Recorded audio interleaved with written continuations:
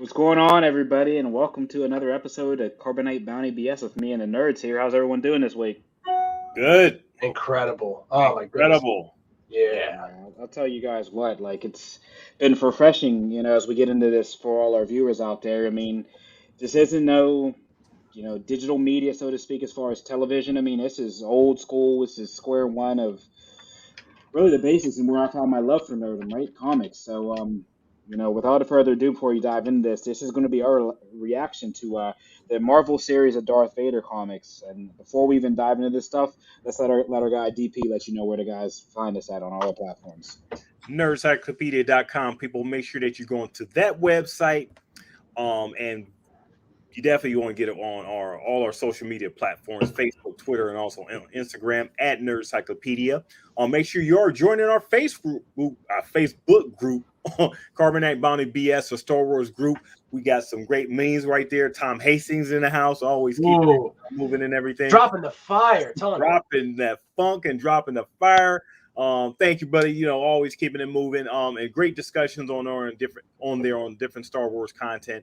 If you are listening to us on podcast, we are on iHeartRadio, Stitcher, TuneIn, Google Play, Apple Podcasts, Spotify, anywhere that you listen to your favorite podcast, we are there. If you're watching us on YouTube right now, make sure that you hit that notification button. So anytime that we're on, you know that we're on, and make sure that you hit that subscribe button as well. Also, leave us some feedback. Nerds at nerdcyclopedia.com. We love getting your feedback. We are getting set for the Obi-Wan show coming out in about the next 2 weeks. So we are super pumped, super excited. So if you're excited about that, please leave us some, feedback and what you would like to see as far as what you want us to cover right on the show. Right. And also the NCFS. We just did yesterday live Doctor Strange in the Multiverse of Madness. We just did that, so make sure that you are going back, on our replay, watching that great discussion that we had yesterday. It was such a great discussion on how good the movie was, its flaws, its benefits, and what's going to be in the Marvel stuff in the future. And like the next stuff that we'll end up doing is probably like Thor. Some different Marvel content and some just different content, DC content, coming out in the movie theaters and stuff. We love covering that stuff right on the NCFS plug. Appreciate that, DP. And yeah, guys, I mean, like, it was really surreal. I always talk about this stuff and a lot of the things we do as far as like, we would need kids to read, right? We want everybody to read. We want our children to read. I want, it's pick up a good book every once in a while. Right? It's cool. It was refreshing. Some of us have been writing books. Right? That you may be aware of some of these. Yes. There's another shameless plug there we have. So a very, very literate podcast. All about literature and tropes and blah blah blah. We talk about it probably too much for a Star Wars podcast. Probably. It's all right though. Whatever. That's why we're different than everybody else. Yeah. Yeah, guys. Get into this first kind of volume 1, and we'll say what is the first 6. Yeah. I mean, just my quick initial reaction is it was refreshing.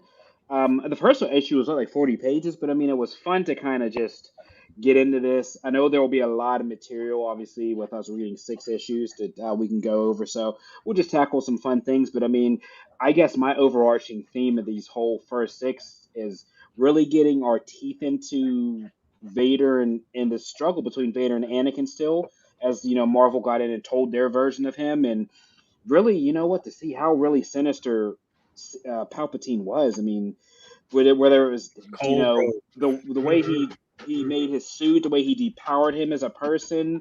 I mean, the way he kind of talked down to him, he was pretty much nasty, So I mean, yeah, this was fun to me to kind of get that story that we wanted to see on the big screen, but get it from that comic book perspective. So yeah, that was my initial reaction. I really enjoyed this. What about you, DP? Yeah, I enjoyed it as well. I mean, it was really my first chance of seeing Darth Vader outside of like the Skywalker stuff and everything. The Clone Wars, just really seeing just him just go on different missions and stuff for like Palpatine and everything. So, and I'm just looking at this guy's attitude, just going back to how he was, during like Clone Wars, Anakin Skywalker, and how he just got so cold, so dead. He's really like, talking like Dr. Aphra, like, how, to her and everything. I'm loving that character as well. Yeah. We were first meeting like the Black Chrysanthemum and everything. So that was like really exciting to see. And then to see that pop off on like, the Boba Fett TV show, that was awesome. But the overall, like, arc of Darth Vader, through these first issues, this is a cold dude right there. This is something that you really wanted to see. Now, when you guys are talking about, okay, I want to see a Darth Vader series, see how he actually is. Exactly. Yeah. I mean, this is what you guys are talking about, I'm assuming, right? Yeah. This would be a story for that for sure. Yeah, I mean, this will be, great story, great artwork, great artwork, told action in a sort of animated way to where I can visually see this as like its own cartoon, or even, on a big screen, or on a streaming service or whatever, if you want to call it that. So I thoroughly enjoy seeing Darth Vader be a badass, for these first 6 issues. Right. What about you, Hitch? Man, I really enjoy this story a lot because it fills in the gap on what's different about Vader by the time we get to Empire Strikes Back. And it really delineates what's been going on with Anakin Skywalker in the 20 years or so since he became Darth Vader. He's trusted the Emperor. He's been trusting the Emperor this whole time for 20 years. He just believes the Emperor, everything the Emperor tells him, and he trusts him because he doesn't have anybody else. And he doesn't really need anybody else, frankly. Let's be clear about that. But he makes one mistake, and all of a sudden the Emperor wants to remind him that you're expendable, ultimately. Oh yeah. Never fails. Never fails. This isn't your empire, Anakin. Like that seemed like there was scene after scene of him being like, this is the Palpatine Empire. I do not, you are my second in command, and it's your job to try to kill me, but you're not like the crown prince of the empire. Like, you're not just going to get everything whenever I croak without a challenge or anything like that. So, I mean, I thought that was really, really interesting because I think by the end of this story, and the thing that this fills in, like the plot piece that this fills in, is this story is basically how he learns Luke Skywalker is his son. He learns that he has a surviving child. Right. And he knows that the Emperor lied to him about that and all the awful things the Emperor made him do. And so we find ourselves in this position where Darth Vader's plan in Empire Strikes Back literally was real. He really was going to try to take Luke and beat the Emperor with Luke. That's what he was going to do. That's really what he was going to do in episode 6. So, we get this really cool extra bit of action, and it fills in that piece of the canon, which is, well, why didn't Vader go looking for Luke before Star Wars? He thought he was dead. And it answers that question for me. I'm not going to wonder why he didn't. Right. No, I mean, it's an interesting point. I mean, like I said, I like how they've told this kind of side story. And I mean, with this being a Marvel property, it's safe to say it's pretty canon, as far as how he was. So, I mean, this is, we've talked about it. This is all canon. Yeah, for sure. This is the story that we wanted to see on the screen as far as him hacking people down. I mean, this is, in my opinion, a young Vader. This is probably him at his strongest form, because think about it at this point, this is really his kind of first iteration of a suit outside of the Obi-Wan series we'll see. So this is really when Palpatine hasn't really powered him down yet because he sees that potential. So as he see how strong he is, how aggressive he is, how, kind of that fury that you want in a young Sith, that aggressiveness, that aggression, that hate in him, plus that suffering, all that leads to this kind of perfect firestorm to where I believe in these comics as we're reading, when Palpatine sees that, it's a fear in him that, hey, look, I need to create stronger suits to depower this guy because his power level, as we say, to the Dragon Ball reference, it's getting out of control. It's, as we see later on in the story, Palpatine is losing his power and this guy is rising. And as the Sith rule of Shu is, usually even in Palpatine's story, usually the apprentice kills the master. So This is the one thing that Palpatine wants to have that control over him, which is why we see the suits getting bigger and bigger. And I realized in the last one, wow, so funky. why he looks so big and bulky, because you can't have something slim that makes him move quicker and make him more agile. So I really understand now reading these why Vader kind of looks so like, robotic almost at the end of it. Okay. I think Yeah. also this is a really great Palpatine series where you Yeah. see Palpatine's machinations and you see, he really lines up what his plan was, which was to have the Imperial Army only as long as he had to, and then let the Death Star sort of just take care of business after that and just rule by fear. And so, finding Palpatine so vulnerable because he's put all these resources into one Death Star and having him having this general second guess Palpatine kind of be like, well, every time I see the Death Star, I just see all the ships it could have been, which was a pretty great line. So, it's nice to see a little dissent almost in the Empire. We don't see a lot of that. Yeah, and seeing just Vader, just like I was saying in the beginning, just seeing, just his very condescending, straightforward manner. When people talk to him, he's straight to the point, like silence. I mean, we get a little bit of that, in the movies and stuff like that. But seeing more of this, like he's a no nonsense guy. Don't try to make humor with him. Afro was trying to just fill him out. Trying to fill him out, see how she was. And I'm very, very interested to see why she was so, what am I say? She sort of like bowed down to him, and she was like, okay, well, this is like the best job I ever had. She was very willing to be subservient to him, and even to the point where she was okay, well, if you have to take me out, make sure it's about like a lightsaber. Just make sure that if you take me out, do it in the back of the so I don't see us coming and everything, because I knew as soon as I seen you, my clock was like ticking and everything. She knew it was over. That Vader was just going to use her, and that's all Vader does. He uses people and then he dispatches them. When they're no longer in use and everything. I mean, that's some really hardcore, ruthless material and stuff that I don't think that we really see a lot in maybe like the like the movie stuff. We don't see it to this degree, but to see it like in a like in settings where we don't really have like our main character, our main heroes and everything, and see how he actually deals with people outside of the characters that we know and grew up with. It was a very interesting thing to see his personality and stuff. He's super dangerous in a situation where nobody has plot armor. But he can just kill anybody.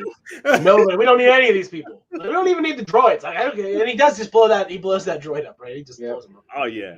Blows up the evidence. He's doing all the cover-ups while he's doing the crimes. He's got everything sort of figured out, and he's using it. And he's just like still this miraculous soldier that Anakin was. That's one thing I liked about this comic, is it showed him in one of those like Clone Wars-esque Anakin situations where he just was a world beater. And to your point, why do people love Darth Vader? Because he does stuff like that. He does cool stuff. Why wouldn't you love this guy? He's the second in command in the Empire, pretty much. He saved the Emperor from the Jedi, because the Emperor told you that. You know what I mean? He's the one that stopped the Clone Wars.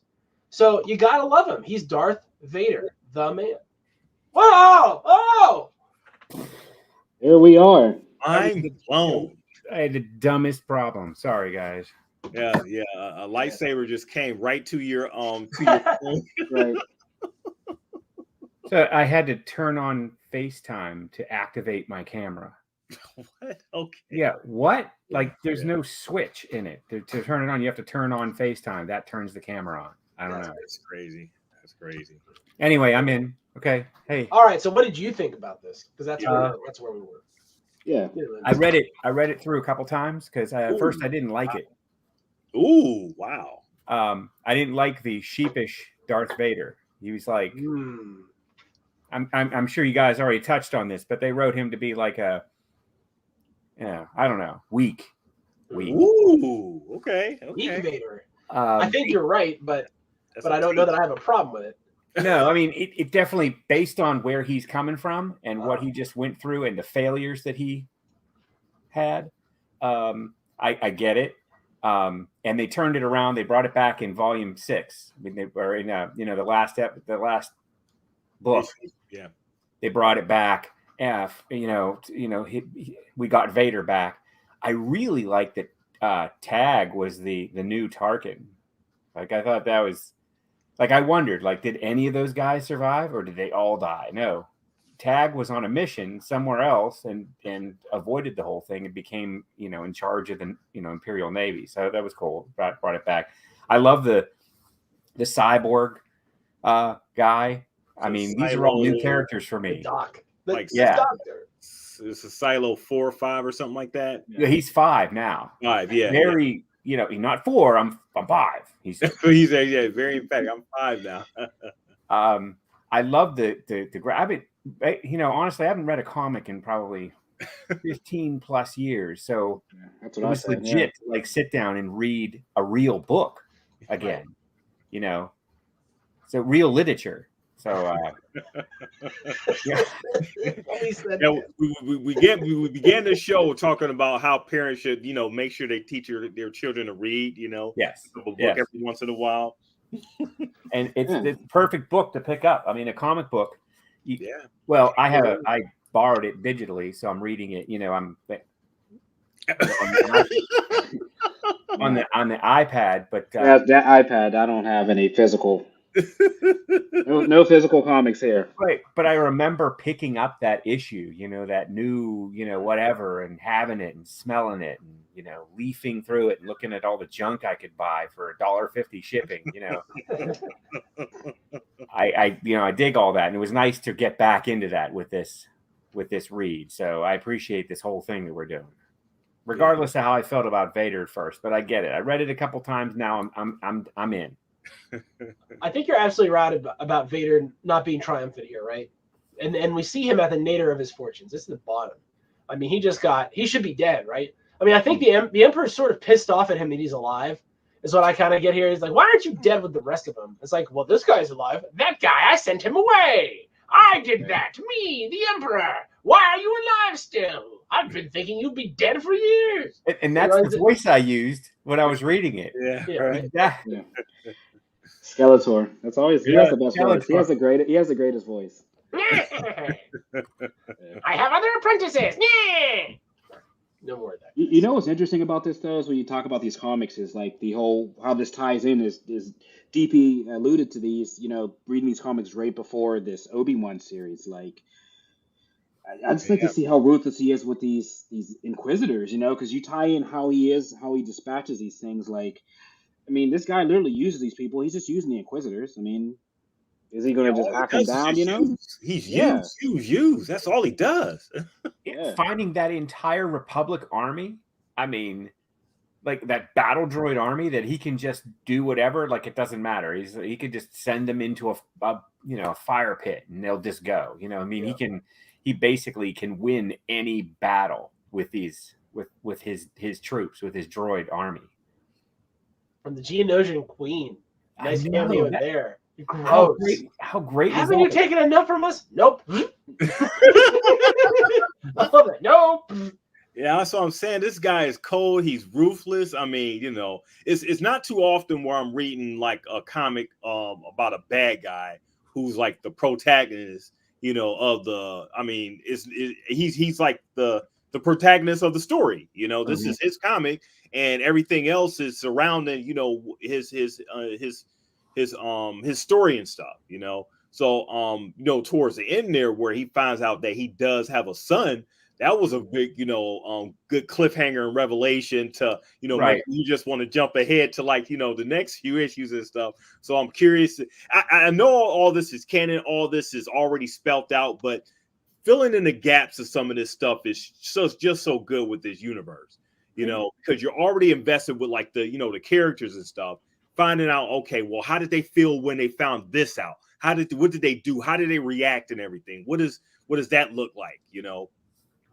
And how about my boy Boba Fett coming in and playing a pretty big hinge pin in the story? Like, just so I thought that the first time that Vader, talked to Boba Fett was in Empire Strikes Back. Well, now that's not true. Yeah. Like he knew him years before that. and they were buddies. Like they were talking and they went out and had drinks, They went out and The had drinks.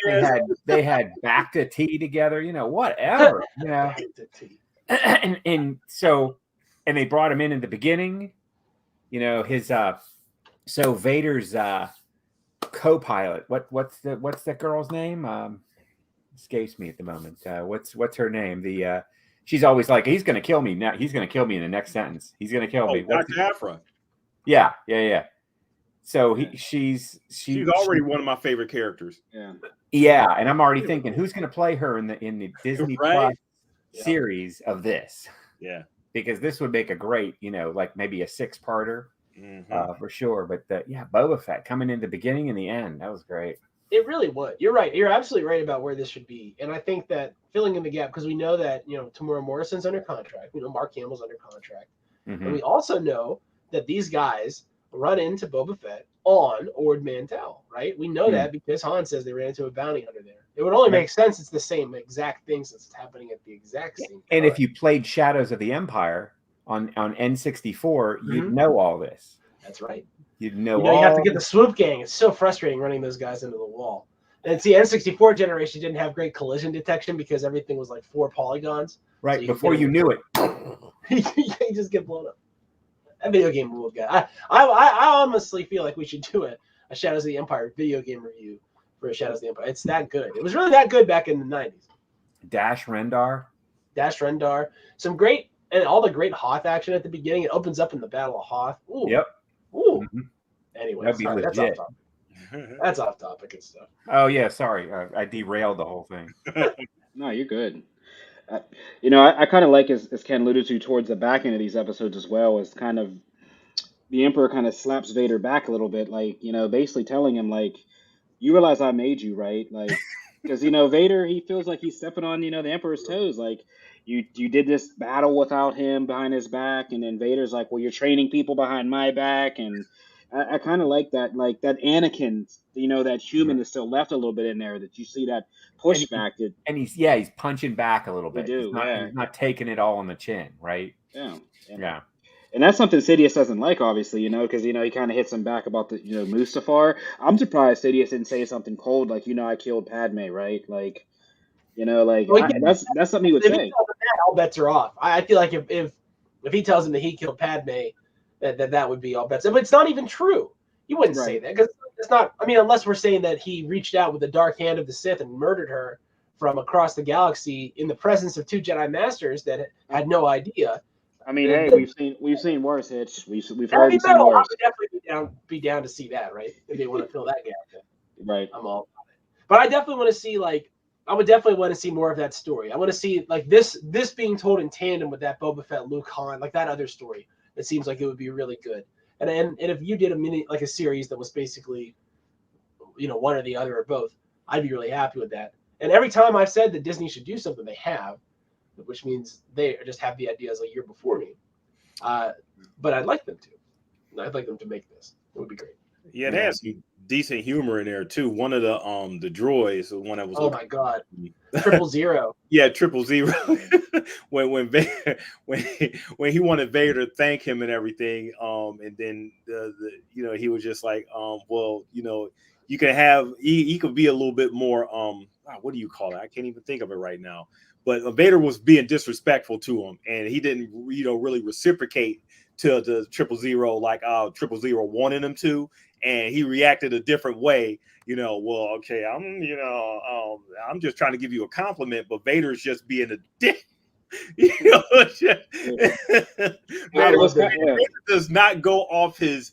That's what I'm liking about this character, or the way it's written in here and everything. He does not stray away from his personality and everything. No nonsense. He's straightforward, no type of humor. And I think if you get any of that humanity from him, it takes away from him being Vader and everything. Right. And if you go back to what happened at the Revenge of the Sith, his only other elements of personality in that movie to me was when he asked about Padme, was she okay? And then from there, it was all bets are all okay. This is I'm just straight in your anger, right? Yeah. It was anger and suffering at that point. Yeah, that's where the dark side really kicked in, you know? So can you be human? Like Darth Vader is, I don't think you can have a humanity and do the things Darth does. I think when we see him at the end, realizing that he was still woven into the tapestry of the galaxy, right? He had kids. His family wasn't obliterated. It prevented him from, being able to be that Vader anymore. I think that there's a lot to be said about the fact that Cloud City made it to evacuation. Say what you want. That's less ruthless. Yeah. He didn't just blow it up right immediately. Yep. Well, he was on it for most of that time. He only evacuated right at the end. So it would be stupid to blow up. I agree. I wouldn't advise that either if I was the strategist. But yeah, you bring up a good point, Hitch. I mean, like, it was the humanity left in them. You're not sure, but like they're kind of like these inklings to where like you have in your horror movies, or even like we spoke about in the NCFS. Wanda, like you keep reaching out to see like is he still there, and I think that's a interesting dichotomy that the Palpatine still has, because I think he's still feeling him out to see like is there any Anakin left in him? Like he keeps testing him, to see. Yep. Yeah, where he was like that when they were testing each of those. So those characters were the Inquisitors. Is that who you're talking about? Like the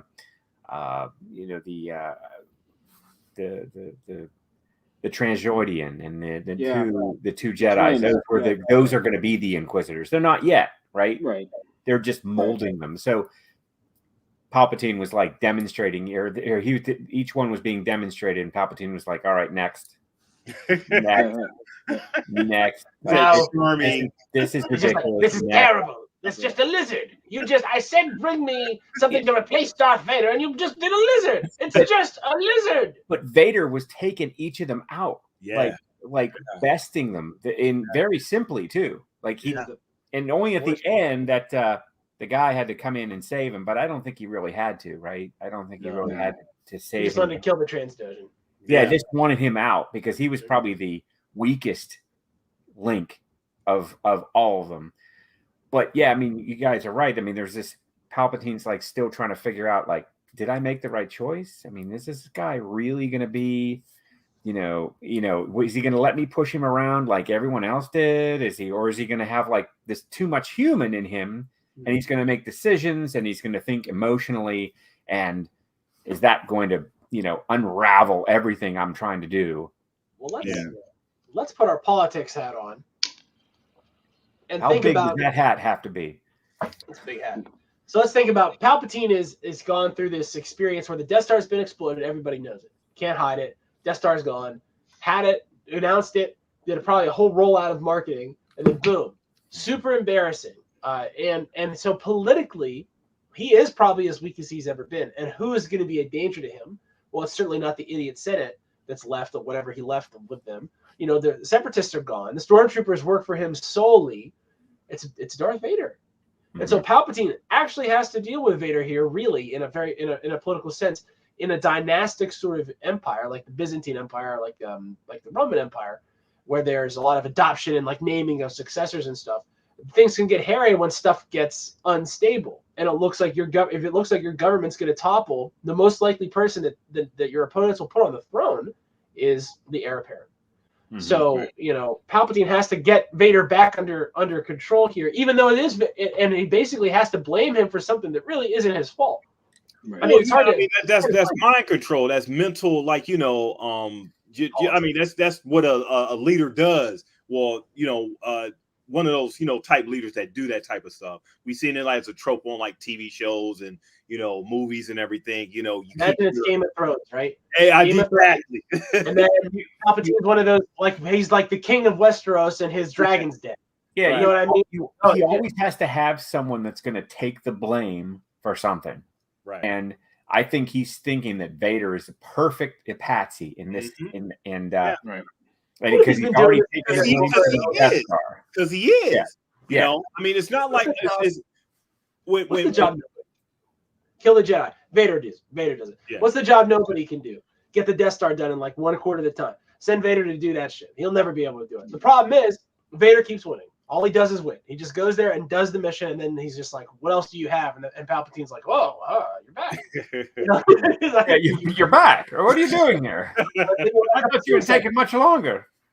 But Palpatine has to have that mental control over him. I mean, look how easily he fell in Revenge of the Sith and everything. How Anakin easily succumb to him, succumb to the dark side right there in Revenge of the Sith. He had him right there. So right there in the beginning, Palpatine just knew this guy will just do anything I say. He may be eventually more powerful than me, and I could realize his power level could get to a certain point. So if I can't defeat him, I have to mentally control him.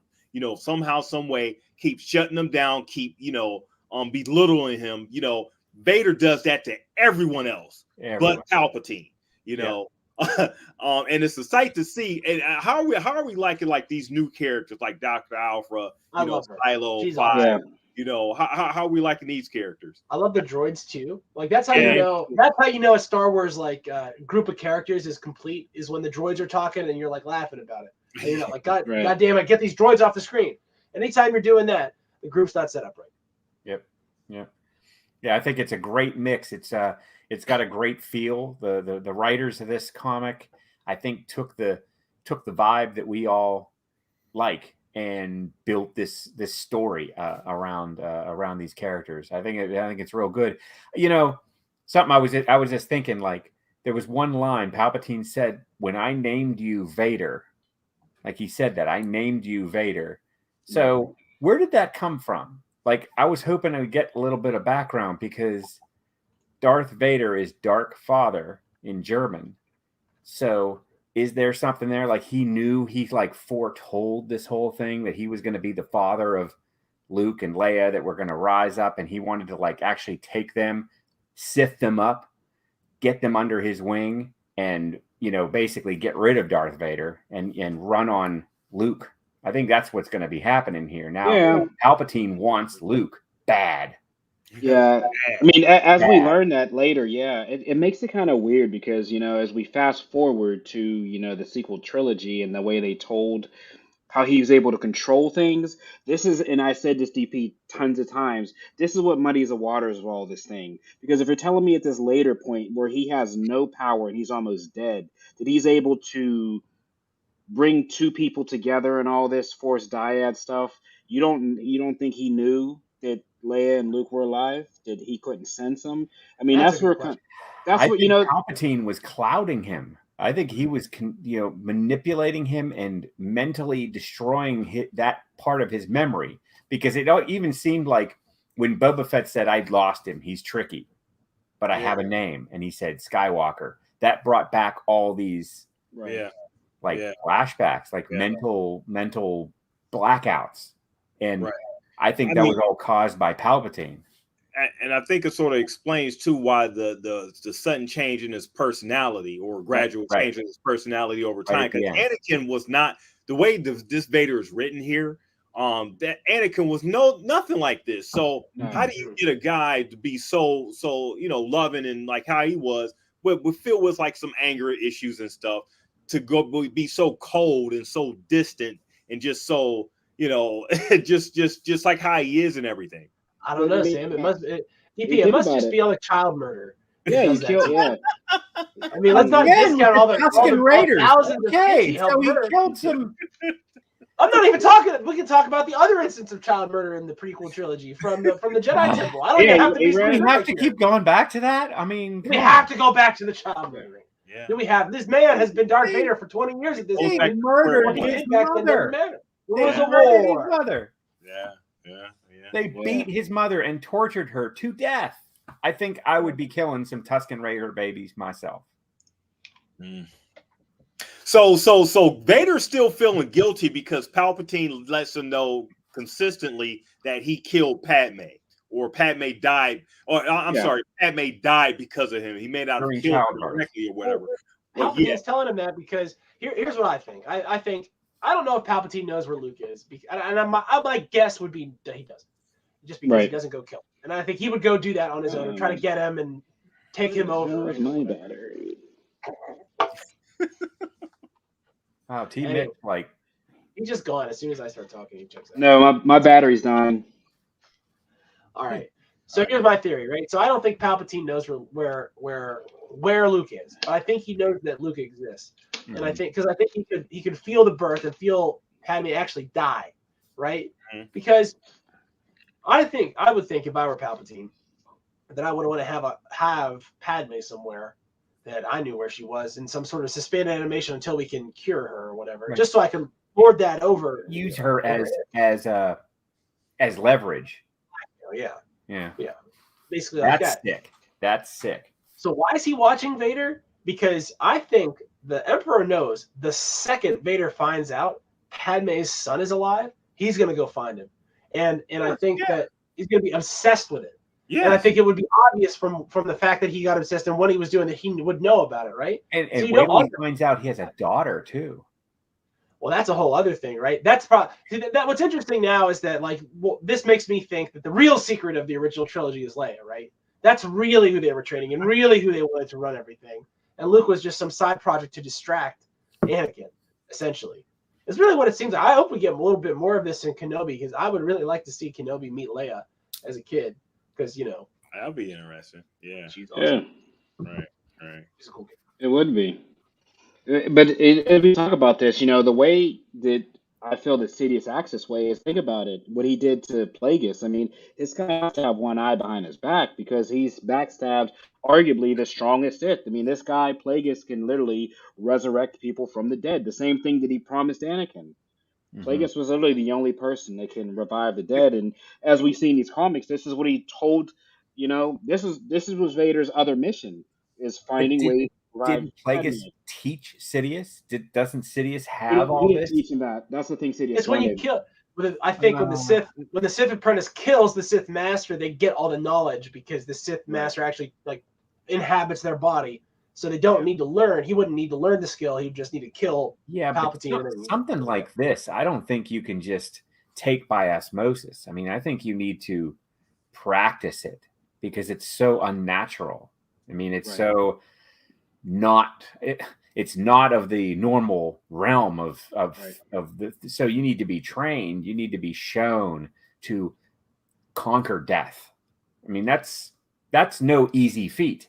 And if you can do that, you pretty much rule everything. I mean, if you can overcome death, your death, someone else's death, I think that makes you number one. You win. I mean, that's essentially what Darth Vader did. He was left for pretty much dead and everything. Now he's like cocky as heck.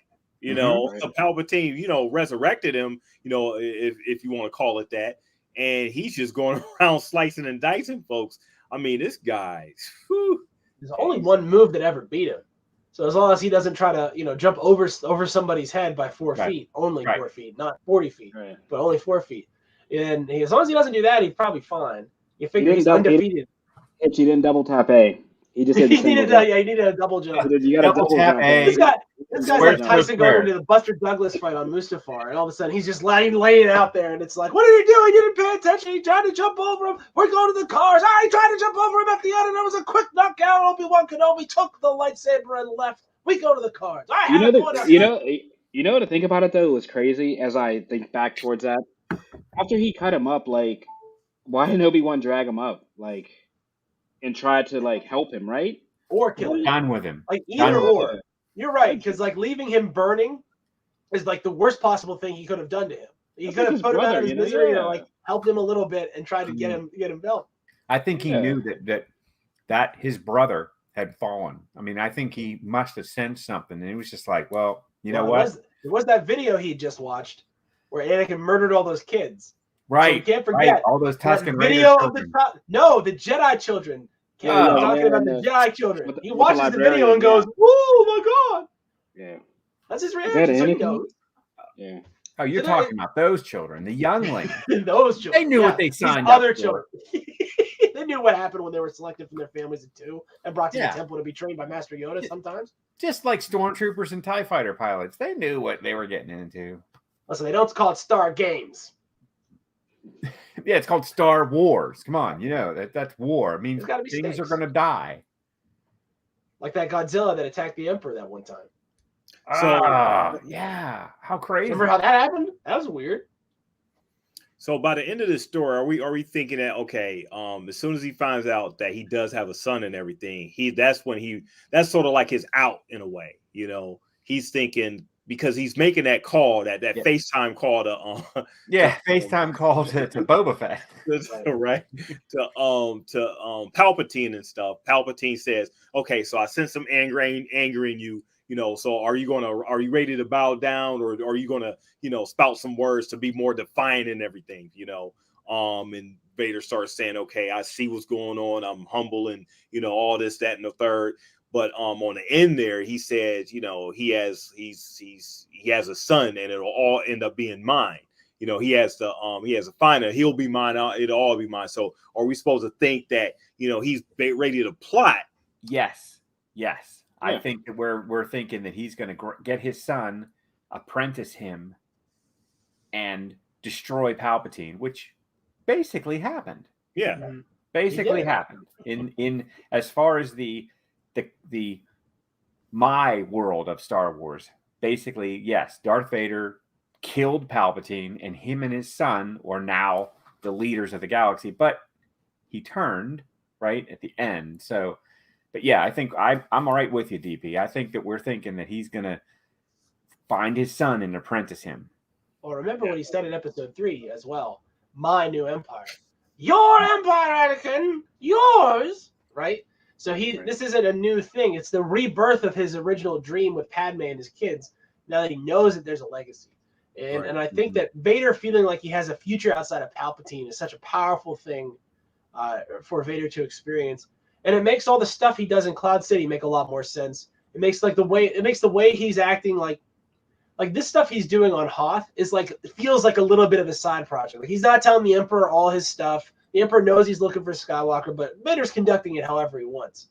Mm-hmm. So it's interesting, like when he goes to talk to the Emperor on that FaceTime call, and he is so obsequious. It's all now I'm almost thinking like, oh, he's putting on a show for the Emperor, right? Yeah, which is really cool. Yeah. Yeah, that's where I start to think though. Like I said, I think that's not Vader, but that's more of Anakin. I mean, these fond memories of his wife and his family—that's not Vader, that's Anakin. So I still think at this point there's that like the Ben Solo, that 50-50. He's still like teetering like where he wants to go. I mean, the defiance. He says that. I mean, I think towards the end of the comic he says, "Are you in line yet? Like, are you gonna, you know what I mean? Are you gonna be defiant or are you in line?" And it's like, it's wild to see that, Sidious, because from what I know, he was all powerful, but at this point, he literally is looking over his shoulder thinking, like, is this guy going to backstab me? Is he going to overpower me at this point? I mean, and then you add in the fact that he knows he has a child, and now the Sidious is, I think at this point, this is where he doesn't have a grip. He's kind of losing control. He's starting to get older and depower, so this is where maybe the suit alterations do come as we get these ways to depower Anakin, because he's starting to feel that hatred grow and then that ability in the dark side to grow. So it's a nice kind of way to cut off this first kind of version, I guess, of that Anakin, Vader dynamic, kind of the pendulum swinging. Yeah, it was also interesting to see how his sense of the Force, because he was like in a couple panels talking about, well, has nothing to do with the Force. There's no Force trickery, he called it. Yeah, exactly. Yeah. He was highly sensitive. He was highly sensitive of well, I guess it just told me that his training was like really, really good as far as like him being like sensing the Force and where it could be and where it's not. And who was that? Who was that trainer that he had? Obi-Wan. Mm-hmm. So he definitely has a good foundation, a good balance, and I think that also makes him more attractive to Palpatine to kind of string him along a little bit. Because I mean, as I'm learning, from you guys, there's a lot of evil Sith that Palpatine could harness. Right? Bench. He's got a Sith bench. You can pull him right in. You got a lot. Get your warm up, son. Trans-Ocean. This is okay. The other one. But Sidious seems to always come back to Vader as being his go-to, his Crosby. Like the one that he's going to always say, "You're my guy." But I'm still not. I'm concerned. There's a lot of doubt. There's a lot of there's mystery. I don't know what you're thinking. And behind that mask, maybe that's it. Because Kylo Ren was always taking off his mask, so you could see his human. Right. Darth Vader doesn't take off the mask. Right. Ever. Ever. Like, he's not Yeah. talking to people with the mask off. Like, Right. Are we in a sea of Bacta? Nope. Then I'm Exactly. Yeah. yeah. So Palpatine really doesn't have that sort of like, what am I trying to say? That aspect of his personality. He doesn't see the human side. It's just a mask. So he doesn't know what's going on in there. He doesn't know what's going on behind the mask. He has to keep filling them out, and he's still putting them in his place with like the quasi inquisitors, trying them out, making sure that okay, well, you're on the same level as these, so you guys have to fight this and duel out to the death. How about what do you say at the end there? So how about fighting to the death, make it a real, what do you say? Is because Silo was talking to him and everything, make it a real competition or whatever to the death challenge, real challenge and everything, and Darth Vader succeeded. He was like, "What?" He's like, "Okay, I'll cut these people in half. I don't care." I think Palpatine has been sending Vader on these suicide missions this whole time, and he just keeps doing it. He keeps doing it and coming back and winning and winning. And I think the Emperor didn't have an L for 20 years, and now they're just dealing with their first loss. We see him regrouping here. Empire Strikes Back as a counterpunch. But this is where I think the priorities of these players get reordered. Because why keep Anakin around? And why depower him so it'll make him easier to kill? Because Anakin is your conduit to Luke Skywalker's fresh, unchopped up Jedi body. Mm-hmm. Right. And that you can manipulate. He's like clay. He's like really. He's an idiot. Have you talked to Luke Skywalker and around the time of it? He's dumb. He's a farm. He's a hick. He's an idiot. He doesn't know what he's doing. He's 19 years old. He wants to join the Imperial Academy. He wants to go to the Academy. Yeah. And fly a TIE fighter with no shields? Thanks a lot. Yeah. Right. Him and Big Darklighter. I feel real bad to do this. No shields. But think about it, though. I mean, at least Palpatine's smart enough to go after these, now at this point, trained Jedi with Anakin, Luke, Kylo. Kylo. I mean, he's not taking younglings and trying to make them Sith off the bat. He's found the roadmap, right, of getting a fully trained Jedi. You turn them, corrupt them, and then here you go. It's kind of like Gray Jedi. It kind of, when we look at even what was his name, Dooku. Whether he was a Sith or not. He likes these people that he can mold. But you have the best of the Jedi, you have the best of the Sith, and it's always that balance. As Qui-Gon was. It's kind of like you ride that line, that gray.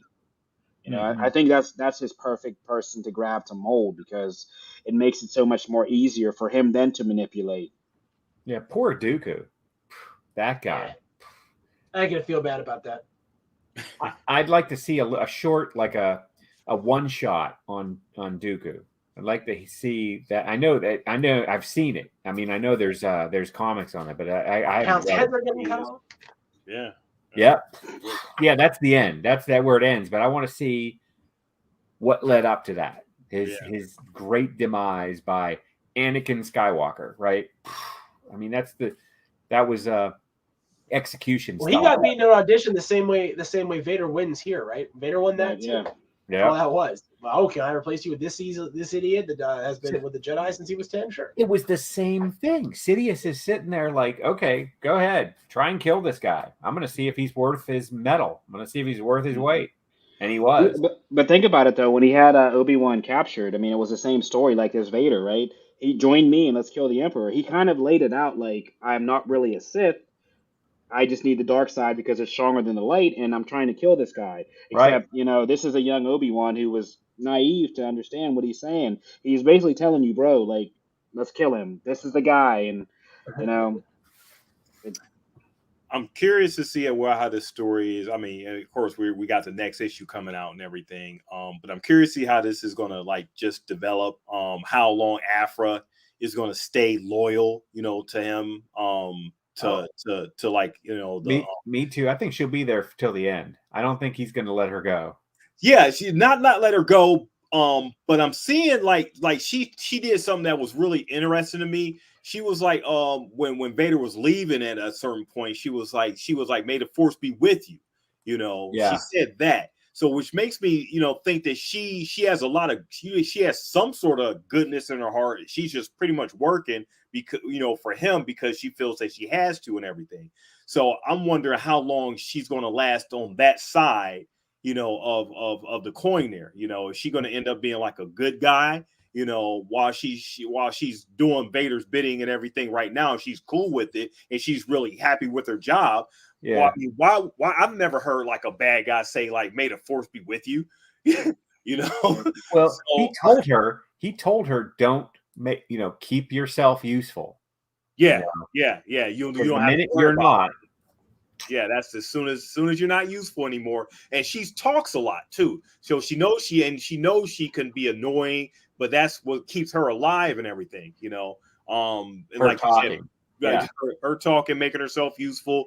It almost makes me seem like, okay, maybe Vader likes her, likes her not in that way, but likes her like, okay, well, she's not she's afraid of me, but she's not afraid to talk to me. Not afraid to speak to me and everything. So maybe I'll just keep her around just to amuse me, even though I won't let her know that I'm being amused by her. I don't know. I'm just projecting there. Yeah, and well, that would keep him grounded. That would keep him from going like, T. Mitch, what you were saying, like he's riding the rail. Like he doesn't know which side he's going to fall on. So he needs something to center him right now so he can keep that balance and keep on the track until he decides. But right now, I think she's good for him. I think she gives him, like I said, gives him that balance, grounds him, sort of speaks to the human side. Yeah, because it's still there. In a way, like how Ahsoka was. I mean, she could be reminding him of like, of Ahsoka, or an element of that. She comes off a little bit like that, but not, as Ahsoka and everything, but just in that, in those aspects and stuff. So I'm curious to see how this story is going to develop, bringing in more characters, more elements, and not just Vader missions, now that he's on a search for his son. Mm-hmm. We'll see how that mission goes. Definitely. Yeah, see where it takes him. I don't know. I have no idea.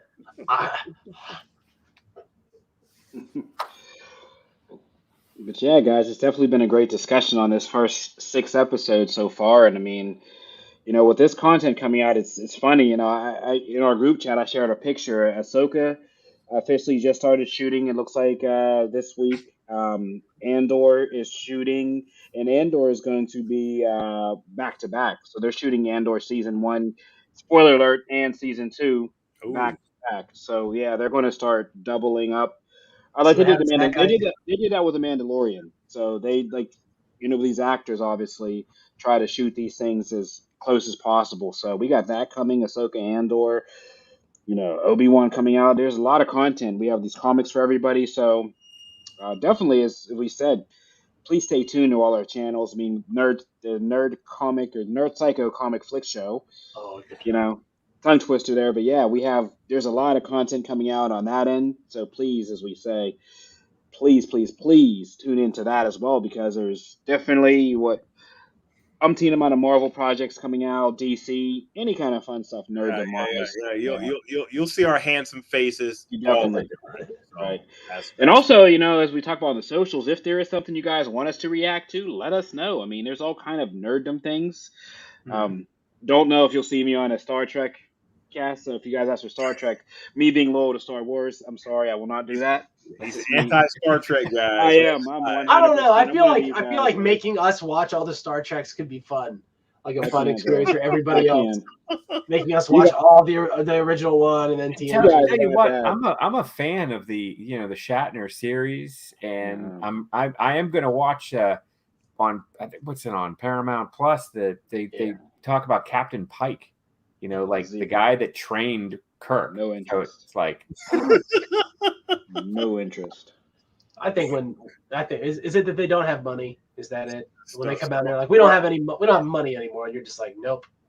Check this out. Meanwhile, we got Star Wars where people are just like knifing each other for gold every chance they get.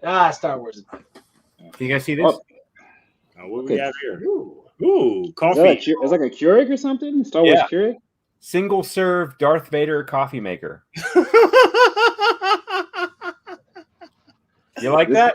I've been making coffee for one. For these That is weeks. awesome. It's That's powered great. by the dark side or dark roast, Right. whatever you prefer. But Lord Vader, what if you have company over? He just glowers at you. No, this is just single serve, so Vader has no company. There will be no Yeah. company today. As I enjoy the sunrise with my aromatic coffee. We're not sponsored, but I did buy the Dr. Squatch Star Wars soap, so I did buy that. You know, maybe Dr. Squatch And- can hook us up with some. I haven't tried it yet. I have like 12 bars, but yeah, I mean, Hey, send them my address. I'll rub whatever they want on my body.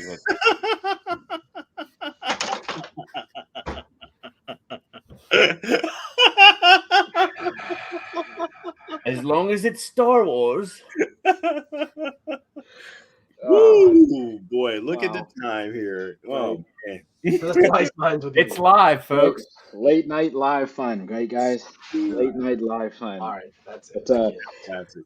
But yeah, guys, with that being said, you know, stay tuned for next week as we continue these comics. And as we say regularly here on the show, this is the way. This is the way. This is the way. This We is do say something. it this way. We do say something on here.